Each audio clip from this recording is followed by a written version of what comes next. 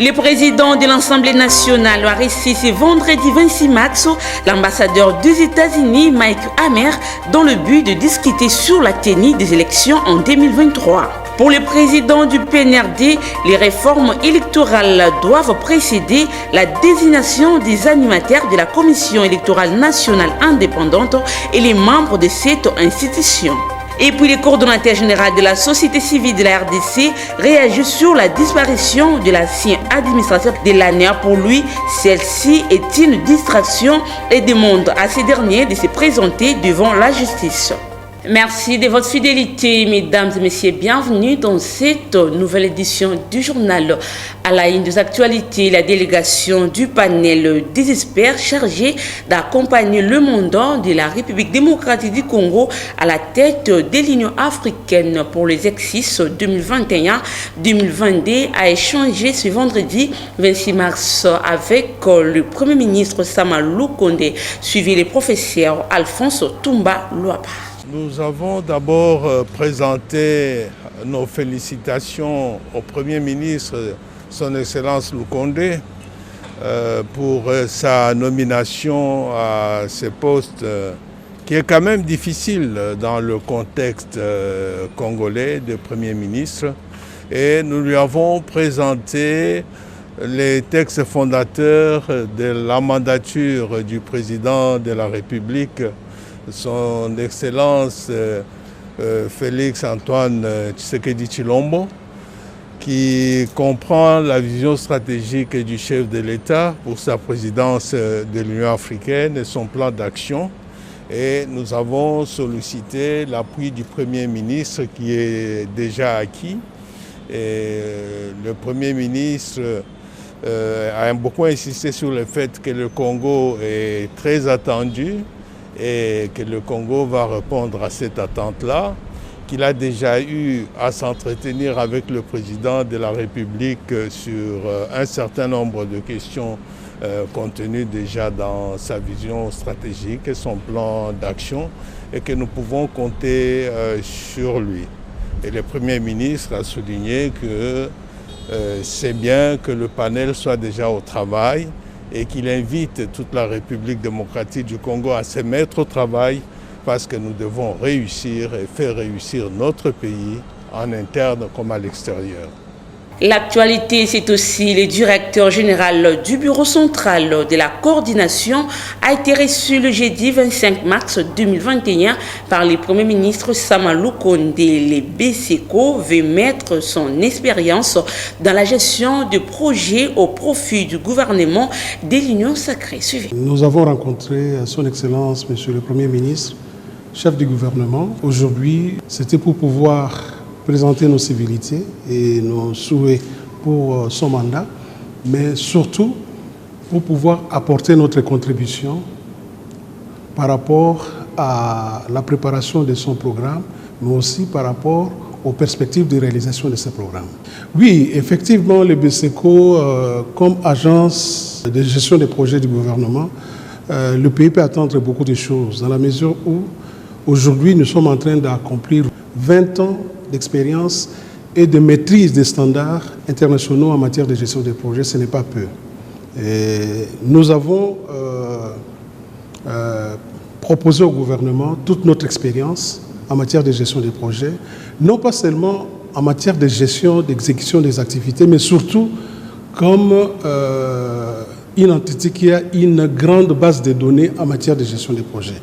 Nous avons beaucoup d'études qui sont déjà prêtes, nous avons des plans types dans tous les secteurs, les principaux secteurs de la vie nationale. Donc il était de notre devoir de pouvoir lui présenter tout cet arsenal d'opportunités pour que nous puissions contribuer effectivement à la réalisation de son programme. Même, à part ces problèmes de l'expérience en matière de gestion des projets, nous sommes venus lui parler aussi de deux initiatives. La première initiative, c'est la démarche du BCECO dans le cadre de son accréditation comme entité nationale auprès du Fonds vert pour le climat. Comme vous le savez, le Fonds vert pour le climat, c'était une grande initiative, un grand mécanisme financier pour pouvoir financer le développement du pays. Et le BCECO est engagé à pouvoir devenir une entité nationale accréditée. La deuxième initiative que nous avons partagée avec son Excellence, c'est le fait que nous sommes, ensemble avec la Direction générale des impôts, la DGI, nous sommes engagés dans un projet d'informatisation de la TVA. Il était question aussi de l'informer sur les étapes déjà accomplies par rapport à ces projets et les étapes qui restent à faire. Voilà un peu ce que nous avons partagé avec son Excellence. Je l'ai annoncé dans le titre, Mike Hammer, ambassadeur des États-Unis en République démocratique du Congo, a été reçu ce vendredi 26 mars 2021 par le président de l'Assemblée nationale, Christophe Mbosso Koudia. Ces derniers ont discuté sur la tenue des élections en 2023. Je suis ici aujourd'hui pour féliciter le nouveau président de l'Assemblée nationale, l'honorable président Mbosso, et j'ai eu l'occasion aussi de me réunir avec le vice-président Kabound et le deuxième vice-président. La raison de ma visite, c'est pour offrir le soutien des États-Unis dans les intérêts mutuels pour promouvoir la paix et la prospérité en RDC. Je dois dire qu'on a discuté l'importance d'assurer qu'il y aura des élections en 2023 comme elle est programmée dans la Constitution et que c'est essentiel pour montrer au peuple congolais qu'il y a de vrais changements et que le glissement de l'ancien régime est mort. On en a aussi parlé beaucoup de la situation de sécurité à l'est du pays, que c'est vraiment préoccupant et les États-Unis sont prêts à soutenir les efforts pour lutter contre la corruption qui est impliquée dans le soutien à les groupes armés. Et aussi, comme vous avez écouté, les États-Unis ont désigné les ADF, un groupe terroriste Daesh. Et c'est important et le président Mbosso m'a remercié pour cette désignation. On a aussi discuté les possibilités de coopération dans le cadre de l'environnement et le changement climatique et aussi les avancements des droits de l'homme en RDC. On a discuté l'importance du Conseil des droits de l'homme et d'assurer qu'il continuera à avoir de bonnes situations pour le peuple congolais. J'apprécie beaucoup le temps que le nouveau président m'a donné aujourd'hui parce que je sais que son agenda est très chargé, mais c'est la première réunion entre nous et on continuera à avoir un bon dialogue pour voir comment les États-Unis peuvent continuer à soutenir les changements importants qui donnent de bons résultats au peuple congolais. Parlons de l'importance de la réforme électorale et la tenue des élections en 2023. De la sécurité à l'Est était au menu des échanges entre le président du Sénat, Bahati Lukwebo, et Michael. Un jeudi très chargé pour le président de la Chambre haute du Parlement. Modeste Bahati Lukwebo a eu des entrevues avec Mike Hammer, ambassadeur des États-Unis en République démocratique du Congo, autour de questions politiques de l'heure, mais aussi sur les réformes institutionnelles. Je suis venu aujourd'hui principalement pour offrir la coopération des États-Unis dans le cadre de notre partenariat privilégié entre l'RDC et les États-Unis pour avancer la paix et la prospérité et de lui écouter quelles sont les priorités pour lui, pour l'agenda du Sénat. C'est clair que, comme on a discuté, que la réforme électorale, c'est une des priorités parce que, comme il m'a dit, c'est très important que les prochaines élections en 2023 ont lieu en 2023, comme elle était programmée dans la Constitution, et que ces élections soient bien faites. Et nous, de le côté des États-Unis, nous sommes prêts à soutenir les efforts pour assurer une bonne élection en 2023, mais on a aussi parlé des autres intérêts communs parce qu'il y a une grande opportunité de promouvoir le changement et de faire des lois et des projets qui intéressent le peuple congolais pour avancer la prospérité. Et les États-Unis, nous sommes un bon ami de l'RDC et on voudrait faire de la bonne coopération, pas seulement avec le gouvernement, mais aussi avec le Sénat et les représentants du pays.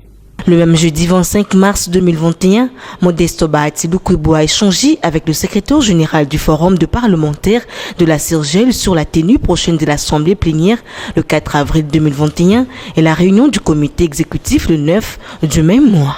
Autre chose à présent, les présidents de l'Assemblée provinciale et du gouvernement du Kwilu ont reçu le jeudi 25 mars 2021 par le président de l'Assemblée nationale Christophe Mbosso-Kodia. Ces derniers ont annoncé au speaker de l'Assemblée nationale l'adhésion des élus provinciaux à l'Union sacrée. Suivez-les. Toyaki ko félicité en tant que d'une fils ya province nabiso ya Grand Bandundu.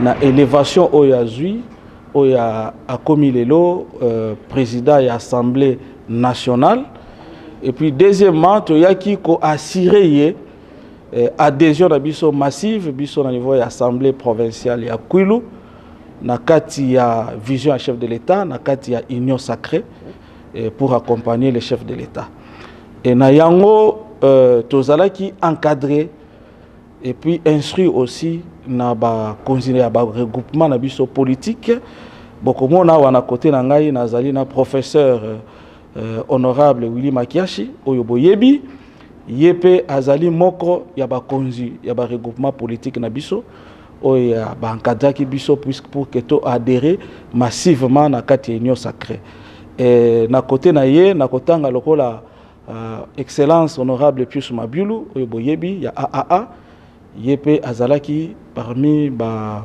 konzi oyo ba sungi biso ba encadrer biso pour to landa vision oyo chef de l'État et puis to s'adhérer massivement. C'est comme ça pour le moment on a assemblée provinciale ya Kwilu plus de 80% donc presque 90% des députés provinciaux oyo ba adhérer na kati ya union sacrée de la nation pour ba landa vision ya chef de l'État. À savoir, le président du Sénat, Bahati Lukwebo, a reçu aussi le directeur de l'Organisation des Nations Unies pour le développement industriel, OMENI, les expériences qui ont permis les autres pays à booster leur économie. Suivez. Je suis ici à Kinshasa, chez nous, à l'invitation des autorités de notre pays, pour discuter des stratégies à mettre en place pour booster notre industrialisation en vue d'appuyer la diversification économique de notre pays dans l'élan de la vision actuelle du président de la République. J'ai eu donc l'occasion d'obtenir cette audience avec son Excellence, Monsieur le Président du Sénat, pour échanger avec lui des résultats de cette mission en cours, mais aussi pour l'informer du programme d'industrialisation que l'ONUDI est en train de formuler pour notre pays. Il est clair que j'ai senti, au travers des échanges que j'ai eus avec lui, l'importance de changer notre paradigme économique. Ça veut dire essayer de créer des conditions pour vraiment passer d'une économie de consommation de l'importation à une économie de production, donc à une économie industrialisée. Et je crois que cela est vraiment très très important de sentir vraiment cet élan dans les chefs du président du Sénat, parce que les élus du peuple soutiendront cette approche de pouvoir créer les bases pour une économie diversifiée, donc une économie qui ne se base pas uniquement sur les minéraux que regorge ce pays, mais une économie qui met en valeur aussi d'autres ressources. Changeons de chapitre, la question liée à la désignation des animateurs de la Commission électorale nationale indépendante n'a continue pas moins à susciter débat et commentaires pour le président du PNR2. Les réformes électorales doivent précéder la désignation des animateurs et les membres de cette institution. Je vous laisse suivre le professeur Koutoumissa Kyota dans ses propos recueillis par copain Koutoumissa. Lorsque vous voulez réformer la CENI et qu'en même temps vous voulez déjà, avant même d'avoir réformé la CENI, la loi portant organisation et fonctionnement de la CENI, vous voulez déjà nommer les dignitaires, les mandataires. Mais Et alors la loi servira à quoi par la suite? Donc c'est un problème de bon sens à mon avis. Aujourd'hui, on a vu les confessions religieuses se précipiter pour aller désigner des gens. Mais d'abord, qui a dit que ce sont les confessions religieuses? C'est dans quelle loi? La loi parle de la société civile. Donc voilà, il y a des choses là sur lesquelles il faut revenir. Deuxièmement, il y a à l'intérieur de la CENI des acteurs politiques, c'est-à-dire des gens, des délégués qui ont été envoyés par des partis politiques. Mais les partis politiques devant concourir aux élections ne peuvent pas déléguer des gens à l'intérieur de la centrale électorale parce qu'à ce moment-là, ils sont juges et partis. Et ce n'est pas acceptable sur le plan éthique. La disparition de l'ancien administrateur de l'ANER au Kalev Mutondo, Christophe Ngui, coordonnateur général de la société civile de la République démocratique du Congo, trouve celle-ci d'une distraction et demande à ces derniers de se présenter devant la justice. Suivi au micro de Dodo Kalanji. C'est la distraction. C'est la distraction. Nous avons porté plainte parce que, tout le monde le sait, nous avons été enlevés, torturés pendant de longs mois, empoisonnés même, et nous avons été libérés sans avoir été jugés. Et tout ça, c'est Kalev qui était l'artisan. Aujourd'hui, la famille biologique. Mais nous, quand nous arrêtons, nous avons des familles biologiques qui ont couru dans tous les sens. Nos familles professionnelles, les défenseurs des droits de l'homme ont été partout. Lorsqu'on vous enlève, on vous garde aux frais, sans contact externe, sans contact avec vos avocats, sans contact avec votre famille, pendant plus de 20 jours. Et à l'ANER, là-bas, j'ai trouvé des prisonniers personnels de Kalev, dont les dossiers étaient perdus. Et je me suis inquiété pour ça, parce que j'ai fait pression, bien que j'étais arrêté.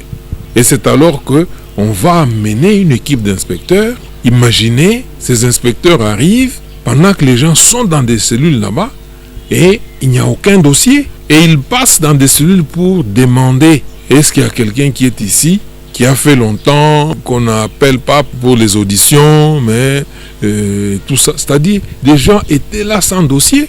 Et aujourd'hui, quelqu'un s'élève au nom des familles de Kalev et tout ça. Je respecte bien.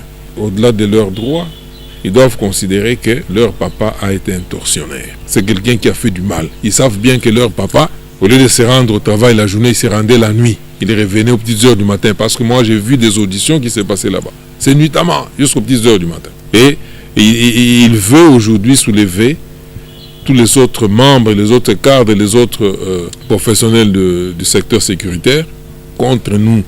Non. Moi, je vous dis que même à l'ANER, pendant que j'étais incarcéré là-bas, il y avait des agents de l'ANER qui n'étaient pas contents avec ce qui s'est passé.